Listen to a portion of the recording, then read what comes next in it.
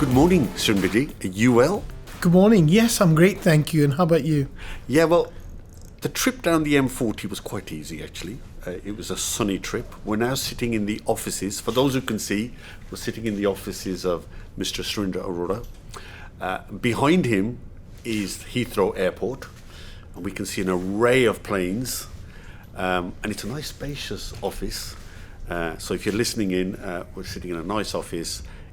And you may actually, in the background here, I'm not sure how often it'll happen, you'll hear aeroplanes, I think, lifting off and back and forth. So I'm pretty sure Surinder, someone who's closely aligned to the aviation industry and a pilot.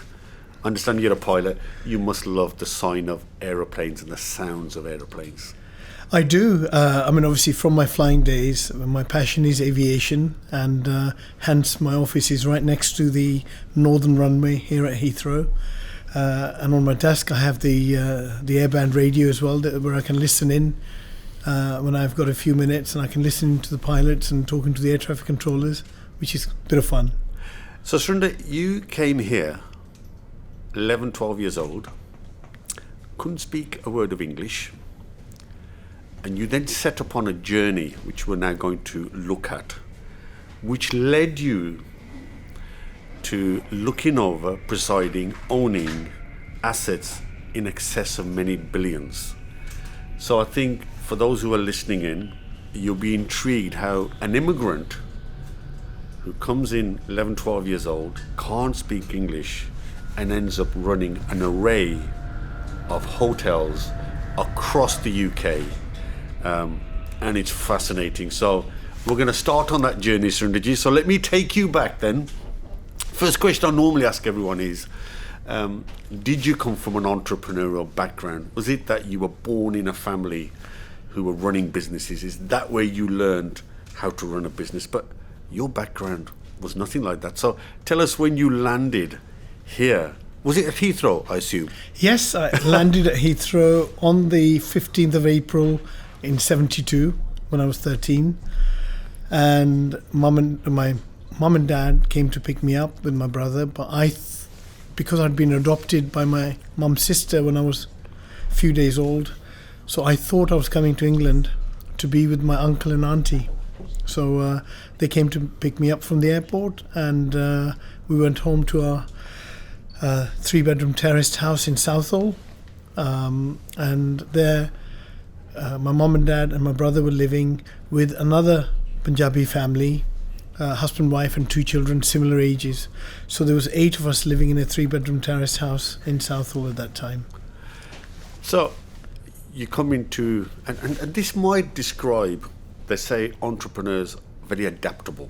They can adapt to new situations, new opportunities, and we'll talk about that later. So you come at the age of 13, a foreign land, and I'm going to assume here for a second, even though I was born in the UK, I recall not being able to speak English because my parents spoke Punjabi with me. So my guess is you come into a country with no spoken English, no written English. You now sit and you're now residing with that many people in a house, and then you discover that your parents, your real parents, were the ones who invited you over here. Yeah, it was after 3 or 4 days of being here, over dinner table, mum and dad said to me, look, we need to tell you something, because I kept calling them uncle and auntie. And they said, just need to tell you that you are our son. And basically, they told me the story then. And it was a bit of a shock. I didn't know how to take it. And I then kind of over the next few days said to myself, well, Surinder, you're very lucky, because I've now got 2 mums and 2 dads. So, and that's really where I guess looking forward, going on from there, mum and dad were both working in factories. My mum used to leave home sort of before 6 a.m. She'll come home around 4 o'clock from her factory job. She'll cook for us, and then she's gone again. And after a few weeks, I said, Mum, where are you going? And she said, son, I'll take you with me. So she one evening took me, and we literally walked out of our house a few 100 yards away onto the Broadway in Southall, and she was cleaning the local Lloyds Bank branch single-handed. And then she finished that, locked the building, and walked across the high street into the first floor office of an insurance office. So she was cleaning that again. And I remember saying to my mum, I said, Mum, from tomorrow I'm going to come with you and we can clean quicker and go home quicker. So that was really kind of my learning in life, the real world. Well, 3 observations. Firstly, you understood the work ethic. That was apparent. And you saw that work ethic in someone who was your parent. So it's almost, it sort of drills down to you. A second observation is that most people would have been traumatized by hearing, actually, these are now my parents. Actually, you flipped it, you took it as a positive. So you said, well, actually, this is really good. This is not bad news. This is really good news. So almost, that sounds like an entrepreneur who takes a situation that most people would crumble. But you were resilient enough and saw a positive spin. And the third thing, just a personal observation, I know Broadway well. I used to sell CDs, cassettes, and LPs. We used to bring them from Midlands, and we used to sell them. So I can picture what you were saying. So you're in school. You had a lot to catch up, 3-4 years. You were well behind everyone else. So my guess is, and from what I gathered, is that you then went straight to employment. Is that right? Did you get a job, or I was 18. I struggled. Couldn't really go into further education because of the lack of my English. Yeah. And not knowing what I want to do in life. And I remember one day saying to Mum and Dad, "Oh, I think I'm going to go and join the police force." Okay. And a family friend, like an uncle, who used to come home, and Mum and Dad said, "Oh, Surinder wants to be a policeman," and he said, "Why don't you be a pilot?" And I thought, well, that's a bit different from being a policeman. And so he actually paid for and took me for my first flying lesson at Elstree in North London. And I came home and Mum and Dad said to me, "What do you think, son?" And I said, "Well, I loved it, Mum and Dad. But to become a pilot, you've got really 2 ways of doing it. Either you have your degree at university and you're sponsored by one of the airlines or flying schools, or you pay for it yourself." And it was very expensive in those days. So the next thing my mum said, "Well, son, if that's what you want to do, don't worry, I'll remortgage or sell my house for you." And I said to myself, that's the last thing I want my elderly parents to do. So I then actually went out and got a job with British Airways as a junior clerk. Okay. So British, in those days, I'm talking about the late 70s, 77 now, they used to basically have junior clerical grades, and the lowest one was C1, and I joined on C1 and earning £32 a week. And they had their own private private flying school near High Wycombe, where if you're a staff, they give you a discount. So it's like £21 an hour to learn to fly. So here I am now, learning to fly in my spare time. I'm earning £32 a week, which means I can only have 1 lesson per week, and it's going to take me years to become a pilot. So one day in the office in British Airways, we're having our coffee break, and one of the girls there said, "Oh, my husband and I, we both like horse riding, and we have 2 horses." And I said, "How can you afford it?" And she said, "Well, in the evening, Surinder, I go and work as a waitress at one of the airport hotels, the old Excelsior." We drove past that. Yes. So I thought the next day I went knocking on the door, and I said to the banqueting manager, "Do you have any jobs for people like myself, and as a waiter or something?" And he said, "Any experience?" I said, "No, sir." I said, "I don't even, being a young Punjabi boy, I don't even drink in those days." So he said, "I'm sorry, no job." So then I looked across the road, and there was the Penta Hotel, which is now the Renaissance, next door to us. And I went in there, and the banqueting manager, I said, "Look, I have no experience, but I'm willing to learn." And he said, "Great, no problem. Start this Friday." He said, "You start at 6 p.m. and you'll work until 1 or 2 in the morning when the parties finish, and we'll give you £20 for the evening." And I thought, my God, I'm getting £32 a night in BA, and one evening I'm going to get £20 a night.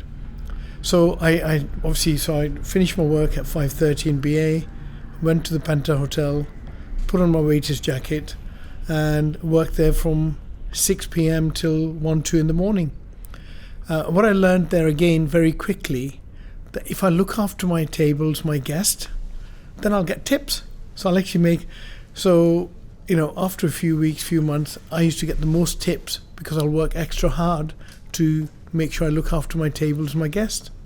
So that was all kind of learning curve in life, and I got my pilot's license in 78, and then went on to do my instrument rating, my night rating, my twin engines, and so I did all that flying. And then in 78, 79, there was too many surplus pilots in Europe, recession, other things.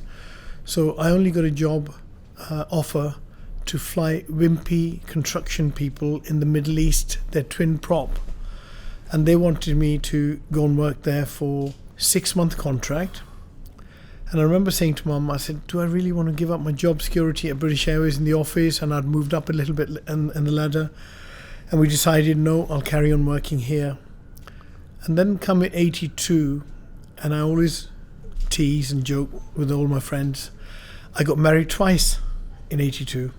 Okay. In September 82, I joined Abbey Life. And I kind of say I got married to Abbey Life. That was my second working job. Yeah. And a month later, I joined and married my lovely wife, Sunita. That was in October 82. And in January, 3 months later, I went for my first annual Christmas party, which they used to hold in January. They'll get the year-end results. And that was in Osterley Hotel. Yeah. And there was about 120, 130 people there. And because Sunita and I were nobody, we were shoved at the back of the room. And all I could see in the distance at the top table was the top financial advisor, the branch manager, the sales director, and the MD. And I was now there with my newlywed wife, who I'm trying to impress, and with nobody right at the back of the room. And I'm saying to Sunita, next year, honey, we're going to sit on the top table. I'm going to work hard, and we're going to make it to the top table. Because the other thing that kind of got me was the financial advisor, the top financial advisor that year, my first party, was a guy called Sham, who was my old maths teacher at school. So he was obviously good at maths then. He was. And I used to go to him at the end of my classes in the school, and I used to say to him, sir, I didn't understand in English, can you please teach me in Punjabi? So I was kind of more determined to beat him the following year. And sure enough, most of the people were full-timers, and that next year in 83, we made it to the top. So that really drove me. I was going to say, so what was your driver then? Because you were really driving and you were putting the hours in from what you've just said. So 2 or 3 tips I've just picked up from you. One was you equated great customer service with income. Yep. So the better you did at customer service, the more tips you got. So you could see the relationship between being really good at that. Second was you were clearly driven. Now, I when I've spoken to a few immigrant entrepreneurs, they said their main driver was that when they were very young, poverty was really bad.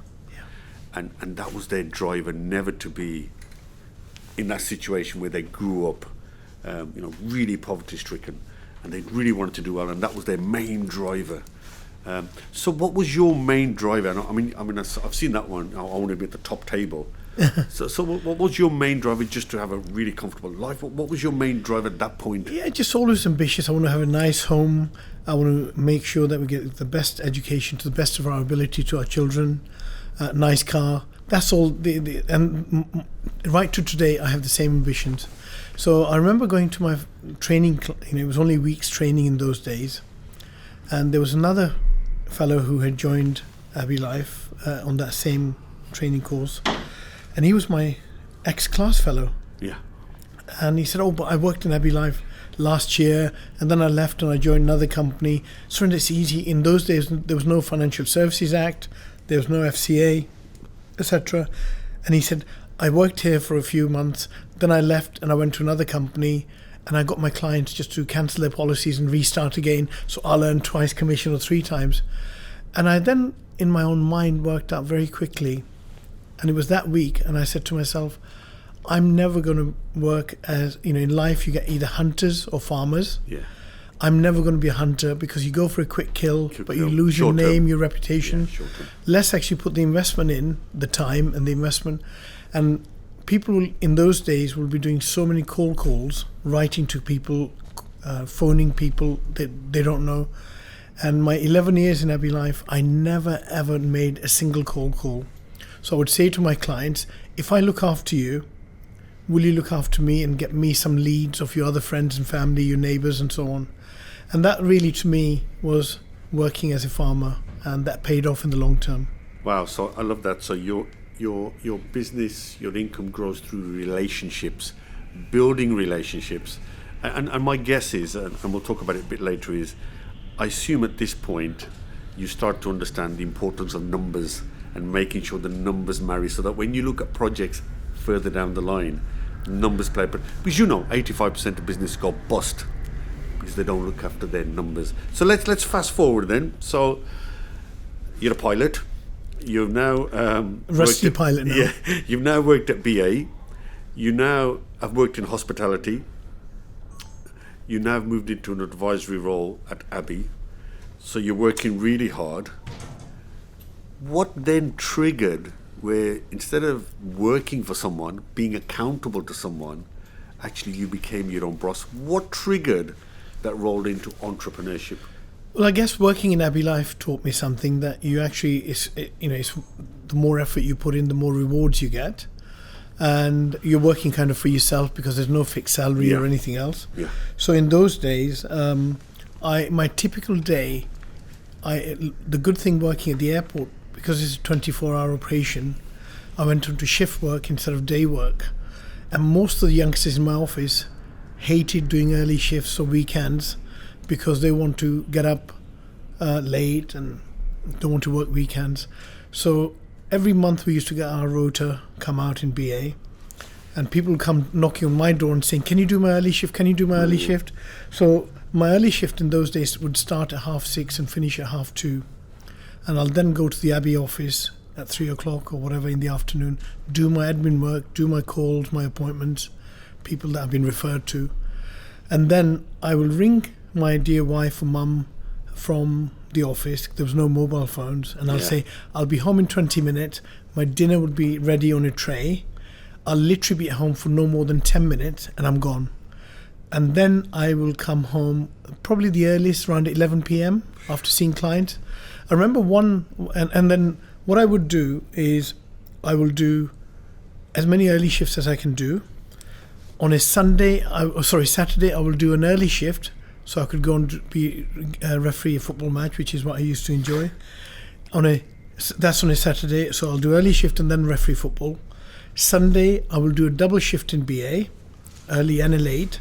So if I'm doing 3 shifts of the weekend, I've only got to do 2 shifts in the weekday. So that was really, working 7 days a week. And the first 15 years of my married life, I remember only having 2 family holidays in 15 years. So Sunita, luckily I was blessed that I was living with my mum and dad. That was always my wish. It was my dream, and my dear wife shared my dream with me. So I really worked from there to make sure that at least my kids, my wife had company and my parents there, so at least she didn't feel, completely neglected. Working those long hours really paid off in the long term. Then we could have a nicer home, send our kids to and have the best education to the best of our ability. That really was so rewarding. But then I got the taste of money, and I would see some other people owning more than one house or other property. So I then started buying the odd property, a house, an apartment, renovate it, sell it. So I'm now doing 2 full-time jobs, BA and Abbey. I'm doing a bit of private flying because it's my passion. Yeah. I'm also refereeing football, which I love, as well as having a family and kids. So Sunita, my wife, used to have on the inside of our front door a little note: if you see this man, let him in, he's your dad. So I kind of did that, and that was kind of, I carried on from 82 to 88 doing the 2 jobs and my other hobbies.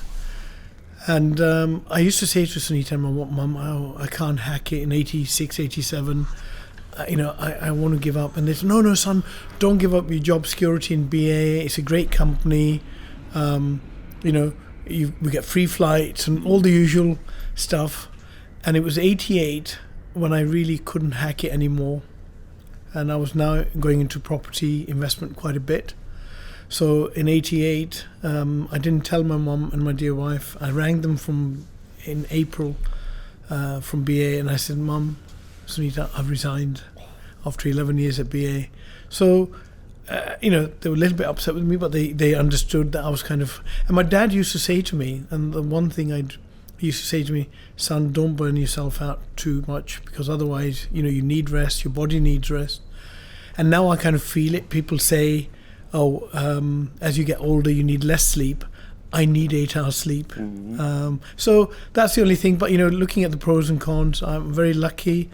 I've got the most amazing family. Sunita, my wife, being the best. She's been the backbone of my life and my success. And that's something that we now treasure with our family. Let's pick up the refereeing. Yes, it was interesting. We were chatting before we went live. Yeah. And you said the refereeing was not only just fun, but actually there was a lot of life lessons you learned from being a referee. So my only understanding of a referee is a red card and a yellow card, warning, and you're off. Yeah. So what possibly life skills could have you picked up as a referee, marshalling 22 players? So I was 18. I love all sport, but I loved football and hockey, and so in those days, because I was such a crap player, I decided to take up refereeing. And my dream, like every other a lot of other young referees, was, can I make it to the Football League one day? Yeah. That was my dream. Yeah. But the other statistics in those days was, in England, there was over 50,000 referees, qualified referees. Yeah. But only out of those 50,000, a handful make it to the Football League and so on. But the other interesting statistics was, in those days, nearly 65% of those newly qualified referees leave in the first year or two because they get so much abuse and they get so much hassle and they give it up. And I think I would have become one of those numbers had he not been a fellow senior referee. So I remember going to a referees meeting, and there was a Football League referee, a Fijian referee called Alfie Bush, and I saw him at the end of his speech, and I said, Alfie, I'm actually thinking of giving up as well because I'm not enjoying it. And he said, son, don't do that. He said, let me come and watch you. Where are you? And I said, I'm refereeing on next Tuesday at Feltham. And he said, I'll come and watch you. Just amazing, a Football League referee going to come and watch me. So he came and watched me, and he said, this Saturday I'm refereeing at Brentford. Will you come and watch me, and then we'll have a chat and I'll give you my feedback. So I went off on Saturday, watched him at Brentford Football Club. Then we went for a drink, and he said to me, now son, you were doing everything right, but you're not using law 18. And I said, but Alfie, in our referee's handbook, there's only 17 laws. And he said, yes, son. He said, but law 18 is common sense. And he said, when I walk onto the pitch, my ambition is to walk on with 22 players and hopefully walk off with 22 players. He said, I know I've got the power in my pocket, the red and yellow cards. And he said, but if I do that, if I do everything by the book, once most of the leagues, if you get below 7 players, you can't continue, you have to abandon. That's right. So he said, I'll end up abandoning every game because I'll never finish a game. So he said, if I want respect from these 22 players, I have to respect them first. So he said, if someone says something in the heat of the moment, I'm going to ignore them. If someone's going to shout at me and keep having a go at me from 60 yards away, then they'll carry on running in for an early bath. So those kind of things I learnt from him. So when I came to opening my first ever hotel back in 99, and I kind of wanted to choose a general manager who will be like me, very much hands-on. I don't want someone to be so high up that they kind of treat their junior staff with no respect. And some people, some of the bigger hotels, they used to do that kind of thing. So I remember choosing my general manager, who had spent 25 years with Forte Hotels, worked in Ireland, South Africa, UK. And I sat him down. I said, "Guy, we must be different from other hotels." And he looked at me and said, "What way, boss?" And I said, "I want to make sure that we treat all our staff like family and our guests like royalty. So that's the difference I want to be." And sure enough, he was true to, he was brilliant. He's still with me after, since 98, 23, 24 years, semi-retired, but he's still with me on my board. And I also made sure that all my staff, I hate being called Sir or Mr. Arora. I want everyone to call me Surinder. I'm part of the team. If I turn up at one of my hotels, I don't want them running around and opening doors for me. If you're there as a customer, they must look after you, not me. If there's no customer there, they can come and open the door for me, no problem at all. So that's really the dream. And I remember one of my senior managers in the first hotel said to me, "Oh, Surinder, it's great you're trying to do this as a family bit, but once you build up more than 2 or 3 hotels, then you lose your family touch." And pray to God, we haven't lost that family touch even now. Everyone knows me and I know them, and they're part. And of course, I always say, from my football referees days, you are part of my family if you're a team member, but you can only be my family member if you give me your 100%. If you don't give me your 100%, you're not my family. I have to be tough. At the end of the day, if my family staff members don't turn up, I can't check my guests in, I can't cook them breakfast, I can't clean the room, then how can you be family? So I always say in life that you can only clap with 2 hands. You can never clap with 1 hand. So, I think that the refereeing thing is really, really good. And I'll tell you why I picked that up. I was speaking to someone who used to be an umpire. Okay.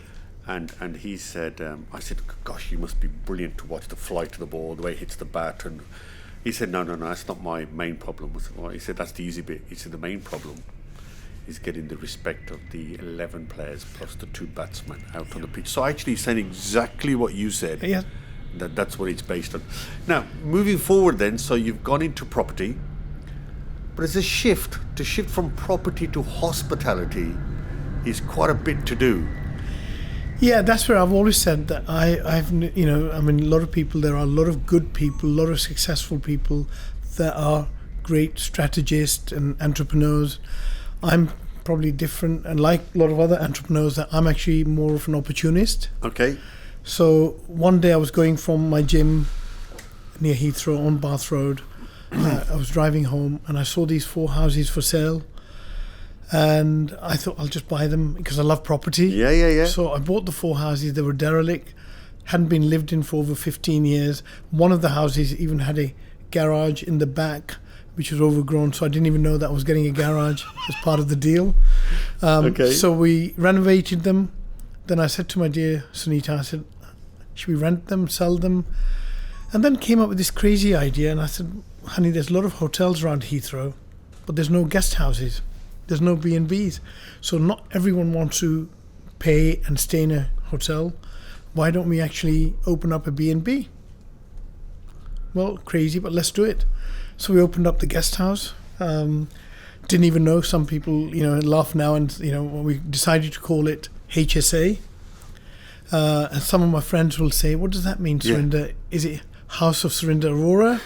Is it HSA, the old insurance company?" Yeah. And some would say, "Oh, is it hospital for sick animals?" So I said, no, it's Heathrow standby accommodation. Oh, which was a bit long-winded, yeah, okay. Not very entrepreneurial, but yeah. It worked. So we opened that, and we'd start getting guests coming and staying. And my Sunita, we'd put a telephone booking hotline at home, another separate telephone booking in our kitchen at home. So Sunita will take the bookings. I will run around and check the guest in, And one of my other neighbours' wives, Linda, who had 2 young kids, she would do my housekeeping when the kids are at school. She'll clean the rooms for me. Oh, wow. So that was a team of 3.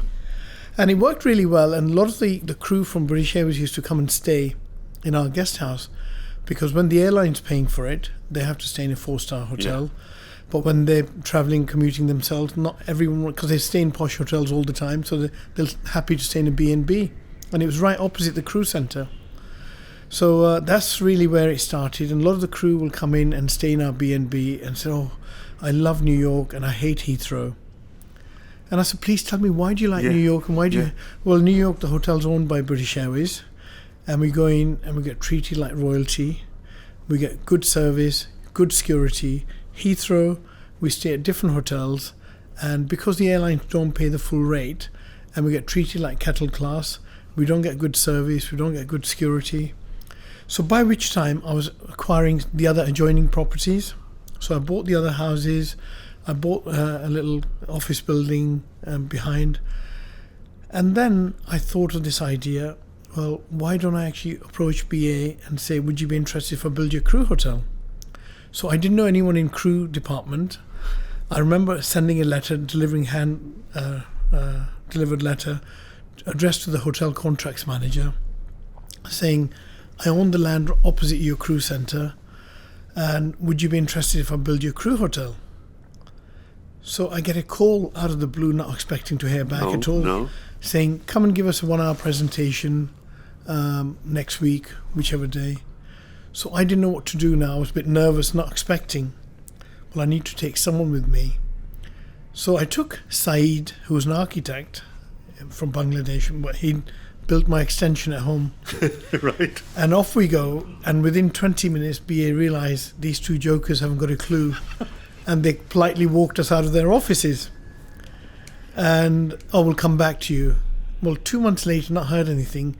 The hotel contracts manager came to my wine bar next to my guest house, which I had. And I said, Mr. Clark, I never heard back from you. And he said, Mr. Arora, I'm sorry, we should have come back to you. But our head of property believes that your site's not big enough. And he thinks you'll only get no more than 150 bedroom hotel.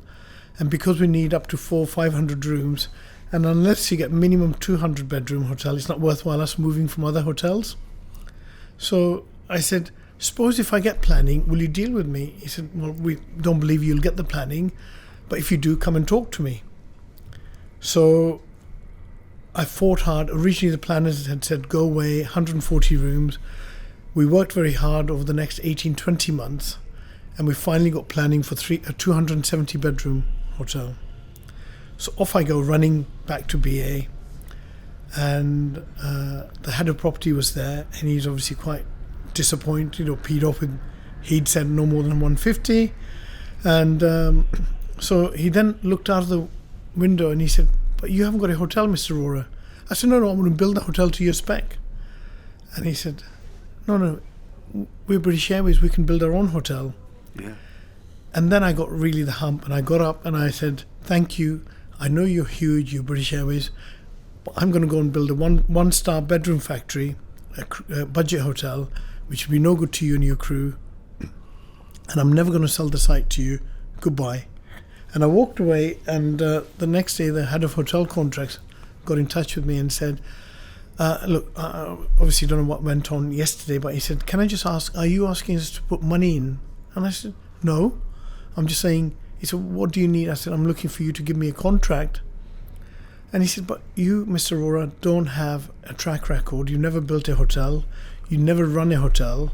And we at British Airways, if we give you a contract, but you then don't deliver what you promise, we'll end up cancelling all our flights. If they're not rested well, we can't take the risk. And then I said, always Surinder's Mr. Enthusiastic, Mr. Optimistic. And I said, how about if you give me a contract and I'll build the hotel, no input from you money-wise, and if I don't deliver what I promise, don't move in.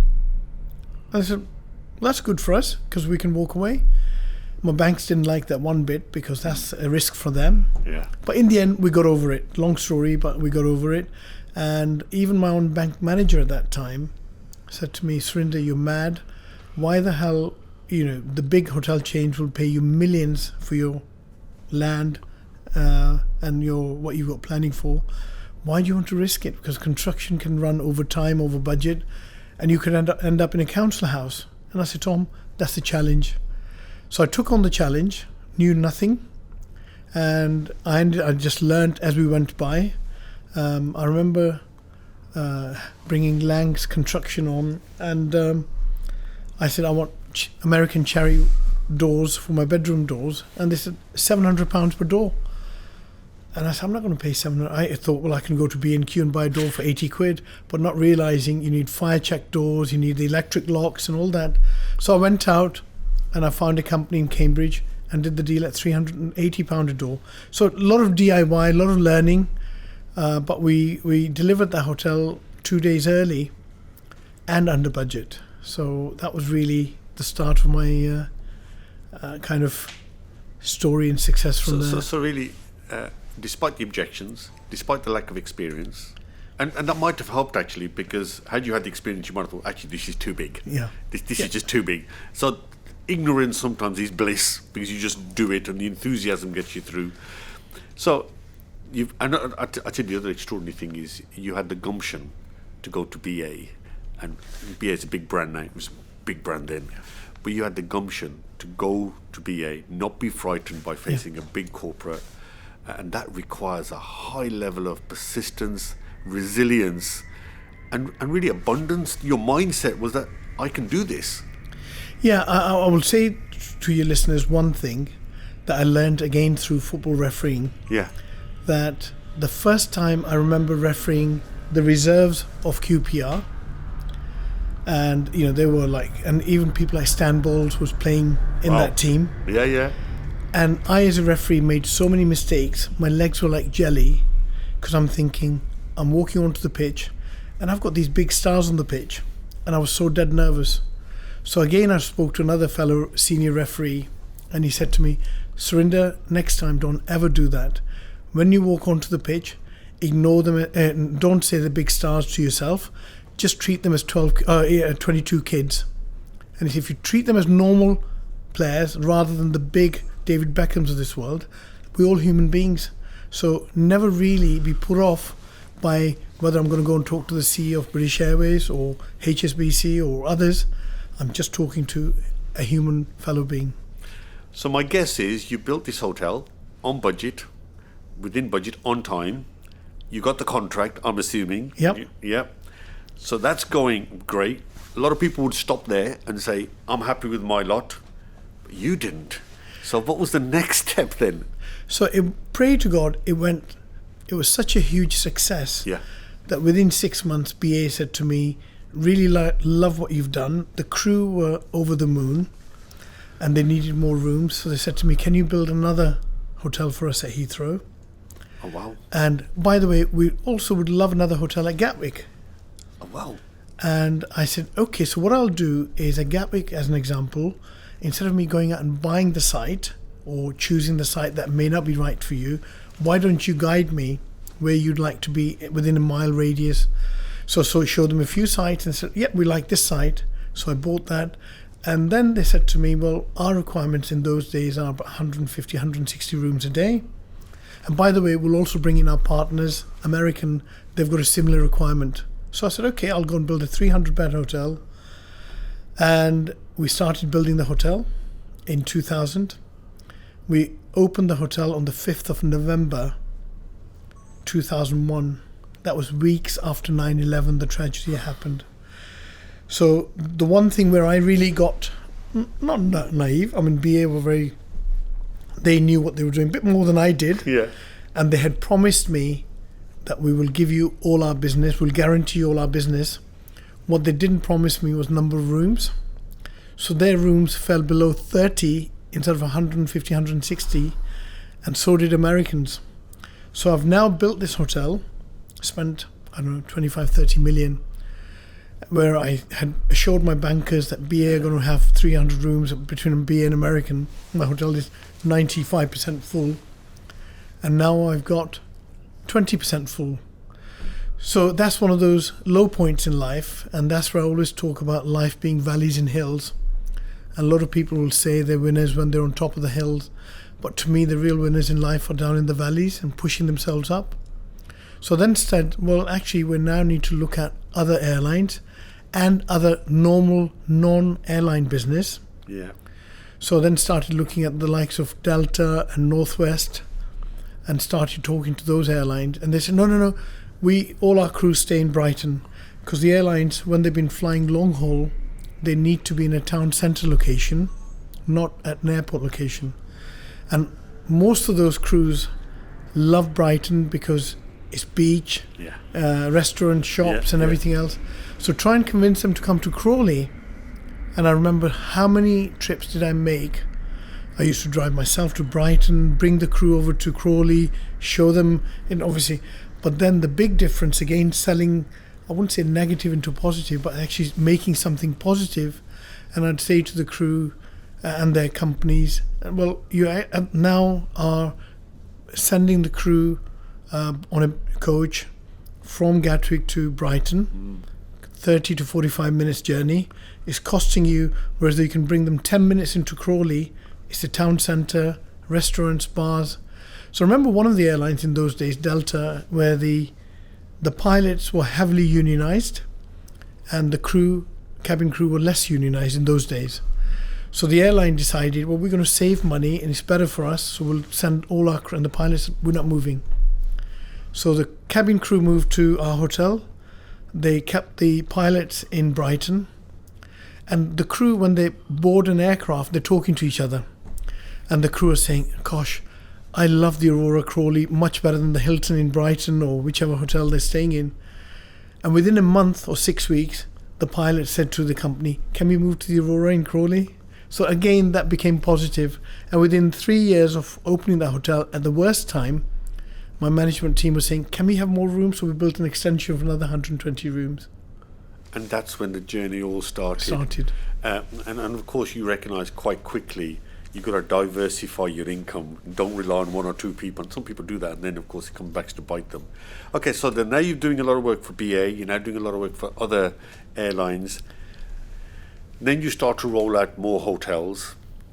Now, when you scale up, as you were doing, you need three things. You need finance to scale. Yeah. You need people to scale. And you need systems to scale, because that's how you do it. Which of those were your biggest problem? Or were they all three? I think they're all three. I think they're all three. One of the biggest jumps for me, I guess, when we bought a hotel in 2004 in receivership in Manchester, and I did the deal literally within 36 hours because it was such a good deal. And, and then around 2004-05, Heathrow Airport had not got the planning permission for Terminal 5. They were still going through after a decade. Yeah. But what I had heard on the grapevine was that Heathrow Airport, whenever they do build Terminal 5, they will be building one hotel there. So I then remember going to see the chief executive from their property arm. And I said, John, I've been told that when you build... He said, well, we haven't got the planning yet. I said, but when you get the planning, I've been told there'll be a hotel. He said, yes. And I said, I've also been told that you'll actually be inviting tenders, but it's by invitation only. And he said, yes. I said, would you consider me, as you know, I've got hotels at Heathrow and Gatwick. And he said, under what brand, Surinder? And I said, Arora, my brand, Arora. And he said, thank you, but no thank you, Mr. Arora. He said, we're going to be building a £4.5 billion terminal. And it's going to be 5-star international brand. So I'm sorry, we won't be sending you an invite for the tender. And then before I left, I said, would you consider me if I bring an international brand with me? And he said, if you bring an international brand with you, come and talk to us, because we know what you do at the airports and we like you. So I then went out, being Mr. Enthusiastic. Yeah. The next day I'm on the phone to Hilton, Marriott, Intercon, everyone. And I'm saying, will you give me a franchise if I want to bid for the Terminal 5 hotel, a 5-star hotel? And they all said, we never franchise our 5-star brand to anyone because we want to protect it. And they all said to me in the next breath, Surinder, you can build it, you can own it, but we must manage it. Okay. So I said, that doesn't tick my boxes. Yeah, okay. So then I thought, the other thing is that Heathrow Airport are going to give you a lease on the land inside the airport. and they are going to take a percentage of your turnover as ground rent. And if I'm Mr. Hilton or Marriott, that I have other hotels on Bath Road or around the airport, when the chips are down and the business isn't as strong, because you always get cycles, then I as a Hilton or Marriott would be saying, I'm not going to put people into my T5 hotel because I've got to give a percentage to the airport. I'll put them into my Bath Road properties and pay no percentage. Yeah. So I thought, why don't I look for someone who doesn't have presence at Heathrow, and that way that actually will give more security to the airport. And there was only two companies I thought of. One was Hyatt and the other was Sofitel. So I rang up the people in Hyatt in Chicago and being Mr. Enthusiastic and say, I want to do this, I want to do this, will you come with me? And the guy said, not interested, never heard of you, we don't do franchises for the 5-star brand. Goodbye, Mr. Arora. Accor, Sofitel, head office based in Paris. The UK MD CEO, not really interested, said, I can give you franchise Novotel or Ibis, but we don't franchise Sofitel, Mr. Arora. And he was kind of not being obstructive, but not helpful. So then wrote to the chairman in Paris and managed to get one of their seniors. God, you don't give up, do you? You can't, you mustn't. So I managed to get a senior personnel from Accor. And the first thing he said, Mr. Arora, but we don't do franchises for Sofitel. I said, but please come and see how I do run my hotels, how I look after my people, my guests, and so on. He's still saying, well, we don't franchise. But I took him around my hotels. And 2 months later, out of the blue, I get a call saying, Mr. Arora, we've been sending mystery guests to your properties. Wow. We really like the way you operate, and we're going to make an exception and work with you and give you a franchise on the Sofitel brand. Well, that was one of my biggest days in my life. We then went through the tender, and everyone, there was Hilton, Marriott, Intercon, all the major players wanted, this is a trophy asset. And it got narrowed down from 12 to 6, then down to 2. And people in the marketplace, two of my senior managers heard, oh, we've lost the bid, it's gone to Marriott. So I remember ringing up Heathrow Airport. No, we haven't decided yet. CBRE, their advisors, Surinder, they haven't decided, unless you're telling us something we don't know. We believe they haven't decided, but once they do, we will let you know.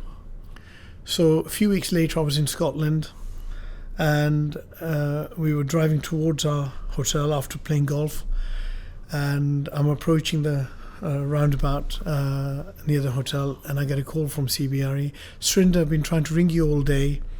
We have some news for you that you may want to hear, that you won the bid for the T5 hotel. And I drove round the roundabout 5 times, and I couldn't stop in front of the hotel and said, bring some champagne, Because what you done there, Surinder, was you were up against world-class brands around the globe, all pitching for that premium spot, and you beat them all. And then the Heathrow Airport CEO, the guy once the hotel was open, I walked him around, and bless him, he's passed away sadly. I said, John, I hope I met your expectations, because we'd never done a 5-star hotel. And he said to me, Surinder, actually, no, you haven't met our expectation. You've exceeded our expectations. And that hotel, when it opened, it got voted as the best new airport hotel in the world, best new business airport hotel in the world. Well, we can vouch for that. I'll tell you why. We went to a wedding there. Ah, okay. Not too long ago. It's the first time we've been to the Sofitel, and it was beautiful. Thank you. Thank you. Absolutely. So, okay. So, crikey. I mean, that is some extraordinary journey. So now let's just think about how you continue that growth. Now, you talked about the word family. You said everybody who should work for you should be family. So how do you maintain that culture? So anybody who's growing rapidly, remember we talked about people, finance, and all those kind of things, and systems. So systems are, you can bring some, but how do you maintain, and you obviously did something right because they did those mystery shopping trips. So how do you maintain, for any business, how do you maintain that kind of culture? I think you've got to be fair. You can never please 100%, whether it's your employee or whether it's your guest. But if I can get into the high 90s, then it's a job well done. And it's not really me now, but it's all my team. I mean, pre-COVID, we employed nearly 3,000 staff in the company. We now have 3 MDs running the 3 businesses: construction, hotels, and property. My MD for construction, she's been with me for 22 years. My MD for hotels has been with me for 19 years, or 20 years this year. My MD for property has been with me for 14 years. So again, it's not always just about money, but it's the relationship and the love and respect. And I always say to my team, you don't always have to agree with me. If you disagree, come in, slam the door, sit down, and we can have a boxing match, and may the best person win. And a lot of the time I'll give in if I think, they've got better ideas than I have. Otherwise, if I want to run my own show, why do I have them here? Yeah. I will say again to your listeners, I think we actually grew rapidly from 99, 2001, and then suddenly in 2008 in the financial crisis. So that year we opened the Sofitel at T5 in July. A couple of months earlier in March, I had shaken hands with Rafael Del Pino, the owner of the airport, the Spanish owners. Yeah. I was looking at 32 of their properties for over £320 million deal. And he said to me, Surinder, are you going to do this deal with me? And I leant across and I shook hands and I said, of course, Rafael, I'm going to do the deal. That was in March, the opening of T5 hotel. In July, we opened the Sofitel at T5. And by then, I'd actually bought the land from BAA or from Heathrow inside the airport, something they'd never done. They've never done pre or before or after, but we bought the land that we own inside the airport. Then, so we opened the hotel in July 99. In August, I bought these properties and I put all my cash in there.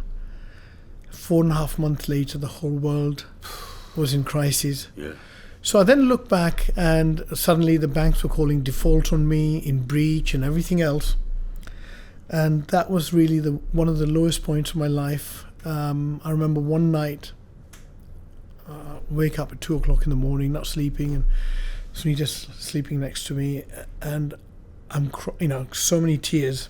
Literally, I wet my pillow. You could squeeze water out of it, and I'm just lying there and thinking, "What have I done to you, honey? We could end up in a council house. We could do this, and what have I done to the kids, from an education point of view and everything else?" But that, again, being down in the valleys, you push yourself up. And we worked very hard. And then a few years later, we did a post-mortem in one of our board meetings and saying, so where did we go wrong and right?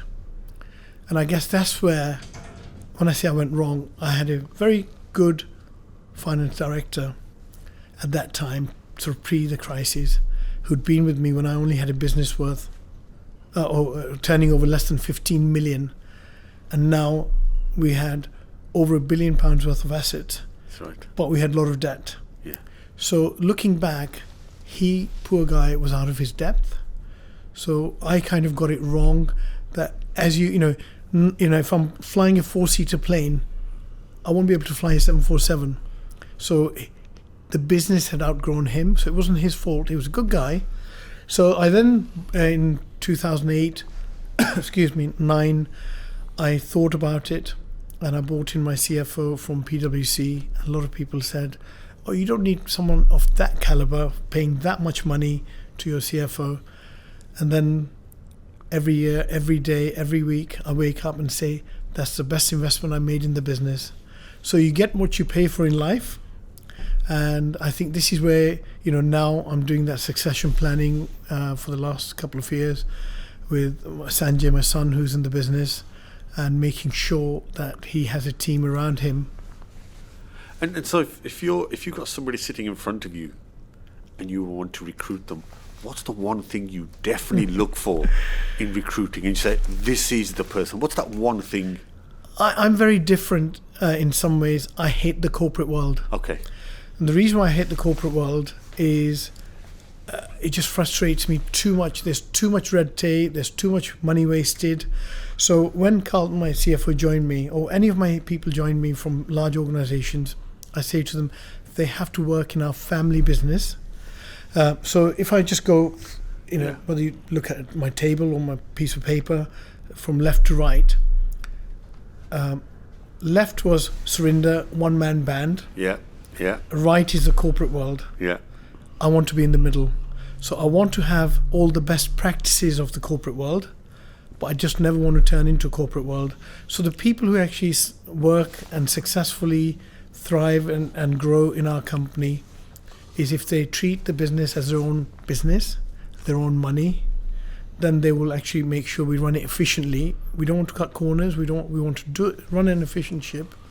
So it's really the guys and girls who have joined me from large companies, whether it be PwC or Forte Hotels or other companies. So they grow with us if they can, because I never want to be a one-man band. I need us to be, and I remember saying to Carlton, my CFO, a couple of years ago, I said, Carlton, I think, because we have lots of different lenders, it's a decent sized business. We have different banks, and so someone may be lending here or in the property business or the hotel business or the development business. So they may not get full visibility, whereas if you're a PLC or a large organization, the banks have full visibility. That's right. So I said, why don't we actually do a lenders day?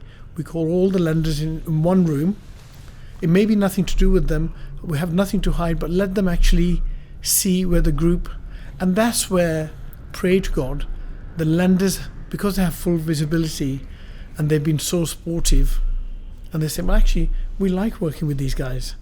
And to me, that's again, people like Bank of Ireland, Santander, RBS. It's transparency. Transparency. And it's open. But because at the end of the day, I've also got to understand they're my stakeholders. That's right. I can't say it's my business guys, I just owe you a few bob. They're my partners in life, and they need to make sure that they can sit there on behalf of their shareholders to say, if I lend Surinder money, am I going to get my money back? And am I going to have no hassle?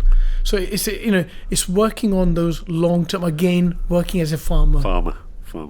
And that makes sense for a Punjabi. Yeah, exactly. Right. So now you've it's an inside joke. We'll have to pick that up some other time.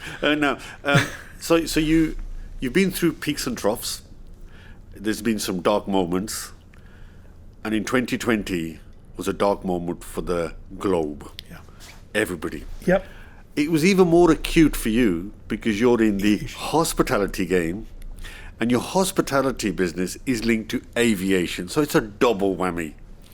Now, my guess, I've not heard anything to the contrary, so you're still doing well, and we're now got a roadmap, we're coming out. So what do you think the next 12 months looks like for the aviation industry, for hospitality? Are you optimistic? And let me just throw a little wobbly in there. Post-COVID, post-Brexit, there are issues around staffing. I hear this with all hospitality sectors. So what does the future look like for the industries you work in? I think, we all got, the whole world got caught up in this horrible COVID. Whether we blame someone or not is another matter. That's for the government to deal with each other. And I also have to say that our government, not necessarily, we don't always have to agree on everything. I think there was a lot of things. I remember sitting in this office giving an interview to, I think it was Sky or someone, and I said, I'm looking out of my window and I see planes coming in from India, China, Africa. We should have some controls. That was in May last year. Okay. So sadly, we were late off the mark. Yeah. But hindsight's a great thing. Yeah.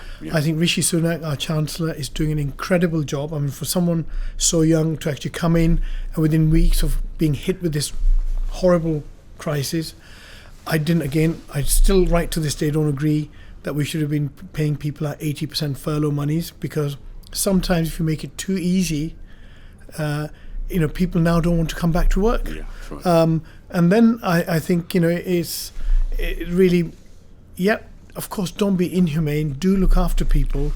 But, when they came up last October, the government, and said we're going to change the furlough. And so if as an employee, you can come in and work 2 days a week, the employer can pay for 3 days, we as government will pay for 1 day. So the employee is saying, well, I'll get paid for 2 days work, I'll get paid 80%. And I'm saying, sorry, why should that be? So why not do it the other way? Get the employee to work 5 days a week, get the employer to pay for 3 days a week, get the government to pay for 1 day a week, so the employee also takes a pain of 20%, but that's helping each other. That's the two-way of shaking hands, and So I don't agree with those things, but I think what we must give credit to the government. And what they have done, certainly on the vaccination side, I mean, they have used the open checkbook. And I think you've got to, whenever the world comes out of these horrible times, we are at front of the queue. So, we've been estimating in our budgets, and we're saying we're going to really get back to pre-COVID earliest 2023. I hope and pray that we'll get there sooner, but that's what we're budgeting. There's still going to be tough times ahead, but really, as a nation, and this is why I always say, as a Punjabi boy, someone young who came here, that there's not many other places on the planet that one can actually realize their dreams. If you want to get somewhere, you have to have dreams before you can turn them into reality. But that's something I think, this is the best place on the nation for people to realize their dreams and now to get through these crises. So for someone who couldn't speak English, you didn't see barriers. You took advantage of any opportunities that came, and we've spoken about those opportunities. A lot of people would have said, can't be done. You don't understand the word can't be done. You took on world-class global brands and beat them. So actually you're saying it's all about mindset. And it's all about mindset. And if you've got that abundance mindset, you won't see anything that stops you from reaching the much coveted billionaire sort of status in terms of assets and things. You're a complete case study for that. To be honest with you, I don't think, even in the 70s and 80s, of course, from racism point of view, there'll always be barriers.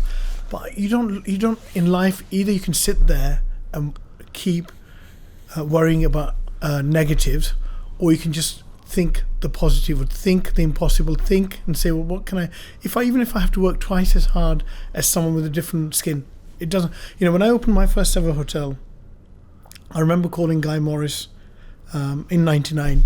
Within 2 months of opening, I stood in the lobby and I said, Guy, and this is an Englishman, and obviously very experienced, and I said, Guy, I don't want to run our hotels like this. And he said, what do you mean, boss? I said, I'm looking around the lobby, I've got all Asians. People will think the hotel's owned by an Asian. I said, I just want to have a good mixture. And he said, so he called HR and said, well, the boss is good. He didn't know how to take me. He thought I was checking him. And then I said to the HR director, and I said, why aren't we getting... He said, well, Surinder, we live, we're in West London, Hounslow, Southall, Ealing. And I said, have you tried Staines? Have you tried Windsor? Have you tried Maidenhead? And now if you go into any of our properties, regardless of your size, shape, background, and I think this is where really we all... the world is such a small place these days. We've got to look at the positives. Stop thinking about, well, there's racism and there's this. And of course, some of it does exist and may exist. But we've got to come over those barriers. And so I've always looked at this and said, forget what they say. At the end of the day, if I want to get from A to B, how do I get there safely, securely? And, the only other bit I will say on your question of suffering on manpower and after the COVID, that is a huge risk, and I really hope and pray the government will do something about this. So after COVID and Brexit, it's a double whammy. A lot of people have gone back to their countries and don't want to come back, and I think for us to grow as a nation, the classic example, the UK success over the last 3-4 decades has been on the migrant workers.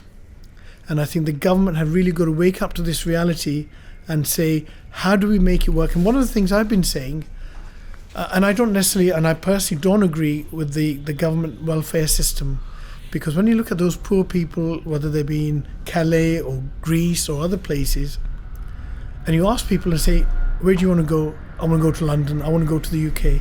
Why do they say that? Because our welfare system is probably too much open or easy to abuse, and people take advantage. So I'm saying to the government, please, why don't you let employers like us not suffer? We want to grow our business, but we need people. He's our family, Jaswinder Singh, who owns the Radisson Edwardian Hotels. They've just built a beautiful hotel in Leicester Square, the Londoner. And I was asking this weekend, I said, when are you going to open? He said, the hotel is ready, Surinder. I can't get the manpower. Yeah. So the earliest we're looking at now is September. That's right. And this breaks your heart. And I'm saying, For the government, they need to support the businesses, but also why don't you actually, the government, pass the responsibility on to the migrant worker and the employer. So if they said to me, Surinder, you can bring in employees, they cannot rely on the state, whether it be accommodation or NHS or anything, no benefit, nothing. So it's down to the employer and employee. So I have to make sure either I have to subsidize or pay for their accommodation. Also, they have to take out health insurance. So really, there is no, when I say risk, there is no burden on the government, but we can actually move forward and employ the best people that actually want to come in and work. And even if they allow them on 3-year, 5-year, 2-year visas, I think there's a lot of people around the world that will come in. I mean, if you look at places like Dubai, they do employ people from around the world. They do. And they do also make sure no one relies on the state at all. They have to have the insurance, they have to have their accommodation, they have to have their jobs. And that way, it's a win-win for everyone. Right. Our time is almost up, so I've got just a couple of quickie questions. Would you ever sell your business? Never. Okay, that's a quick one. I thought you would say that. Next one, and only 2 last questions. 3 tips if somebody wanted to start a business. What's your advice to somebody who wants to set up? Very simple. I think most of the entrepreneurs will say, never give up. That's got to be... Well, that's obvious something. one. Yeah, hearing your story, yeah. But the other one I would always say is, some people I see and they kind of look at the sky and they want to be billionaire. And I always say in life, look at a step ahead, look at the ladder, step ahead, but also a step behind. And if you're looking step ahead, you'll always remain ambitious. And if you look step behind, you'll never forget your past. Nice. Yeah. I like that one. And I Third think one? The third one, I think always is just really, it's not all about money. And, you know, some people I do see with money and they kind of lose their background and they're just far superior than others. We all human beings, we all come to this world with nothing and we're going to go with nothing. So be respectful to each other, especially the elders. And that's really just the way I've been. Last question. What 3 things would people say about you? Gosh. What would they say? What the people who work for you, the people who know you, your friends, what would they say? 3 things that would describe you best, and then we're done. I'm not sure whether many of them will say that, but I hope they'll see me as very normal, as part of the team and family. And sometimes, of course, you have to be tough as well. And, you know, if someone's not doing what they should be doing. But I think it's just really normal. I think, you know, normal human being rather than, because sometimes if I walk into a hotel and I'll see an old lady struggling with a bag, I'll help them, or an old man with a bag, you know, because at the end of the day, it's not really I come in and I'm far superior than you or better than you. I think it's just really feet on the ground, being normal, and being sympathetic in some ways. I'm no easy touch. I can promise you. If I do see someone someone I think is really taking advantage or not being part of the family, they won't be here too long. I mean, that's the other thing, I think, from a recruitment point of view, or when you asked earlier, I do make my judgments pretty quickly. Yeah. To me, it's really about people, personalities, and my team will always, and my HR director will always say, gosh, you know, it's your instincts, you know, and the odd time I'll get it wrong. It's a gut feeling. Yeah, It's exactly. a gut feeling. Yeah. It's a gut feeling. Yeah. Surinder, time is up. It's been an extraordinary conversation with you. 13-year-old who came from Punjab. By the way, it's a farming area. That's why we talked about farming. I thought I might as well explain that. Exactly. So it's a farming area. That's why you kept talking about farming. Came as a 13-year-old, got into employment. I think you learned a lot, both from the advisory financial role, but I think that stint of serving at tables, I think that sort of set you on the path about people. Yeah. And I think you understood then the role and interest of people. You've talked about your refereeing. For people to respect you, you have to respect them. Correct. I think that was a powerful ingredient you pulled out. I think the capacity to see positivity even in times of adversity, I think was a great attribute. Never seeing a no and persisting. And actually, interestingly, your role as a referee, which is you see everyone the same and don't be fearful of somebody who looks bigger. And I think that played a part in you beating global competition in picking up the T5. I still say it's a great hotel. And of course, you love your business, you love your family, you're never going to sell. And I think the extraordinary thing that I've now picked up is that life is a roller coaster. There's going to be peaks, there's going to be troughs. And one of the things I think entrepreneurs are very good at, whether they're born or are taught over time, is that if you can be ready for the dark moments as well as the ups, I think ultimately you'll achieve your dream. Mr. Surinder Arora, it's been fantastic. Thank you for taking that time. And it's still sunny Heathrow. Absolutely. Thank you very much. Thank you.